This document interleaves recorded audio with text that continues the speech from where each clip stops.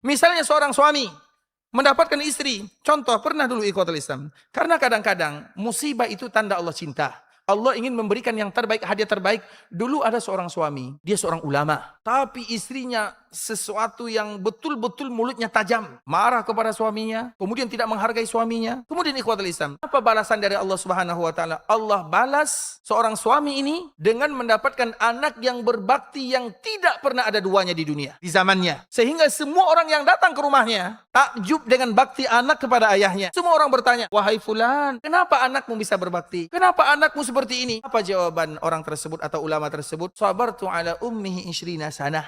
Aku bersabar terhadap ibunya 20 tahun lamanya. Maknanya ikhwatul Islam, seorang suami ini, jadi istrinya itu dia selalu memberikan tanggapan buruk. Pernah suatu ketika suaminya ini mengatakan, "Wahai istriku, coba sesekali engkau melihat di dalam masjid bagaimana orang menghormati diriku." Maka sang istri ini pergi ke masjid melihat suaminya berceramah, menyampaikan ayat-ayat Allah dan hadis-hadis Nabi. Kemudian sang istri masuk ke masjid melihat orang semuanya tertunduk mendengarkan apa yang ia sampaikan. Ketika pulang ke rumah, apa kata sang suami? "Bagaimana tanggapanmu?" Apa jawaban istri? "Aku melihat di masjid semua orang khusyuk kecuali kamu tidak khusyuk." Kan suaminya berbicara kan? Semua yang ada di masjid khusyuk kecuali kamu. Tanggapan buruk. Karena kalau sudah mulai menilai dari sisi negatif, semuanya akan negatif, tidak ada yang baik. Pada akhirnya qadarullah sang istri meninggal. Tapi nanti kalau ada suami yang istrinya perangainya buruk, jangan doakan meninggal ya. Begitu juga dengan sang istri, kalau ada perangai suaminya buruk, jangan doakan meninggal. Tapi dikala istrinya meninggal, Allah ganti semua kesabaran yang ia dapatkan dengan seorang anak yang bisa jadi seorang ibu yang sabar. Allah ganti dengan keturunan yang terbaik. Allah ganti dengan yang lain. Makanya ikhwatul Islam, dikala ada masalah, jangan pernah menyalahkan orang lain. Itu kaidah pertama. Suami saya buruk,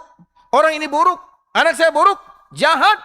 Salahkan diri dulu. Ya Allah, ulaka bi ni'matika dzambi, abu'u bi dzambi. Maka disebut Sayyidul Istighfar. Seorang suami punya istri yang berkelakuan buruk, salahkan dulu dirinya. Mungkin saya yang salah. Seorang istri yang memiliki suami yang mungkin kurang baik, mungkin karena kesalahan saya. Kalau seperti itu kita berpikir ikhwatul Islam, maka kita akan mengadu kepada Allah, "Ya Allah, suami saya seperti ini mungkin karena kekurangan yang ada pada diri saya. Mungkin karena ini, kembalikan dia kepada kebenaran. Berikan kepada kami kemudahan." Bukankah itu di antara yang terbaik? Sehingga kita tidak sibuk menyalahkan orang lain. Karena kalau kita sibuk menyalahkan orang lain, masalah tidak akan pernah selesai.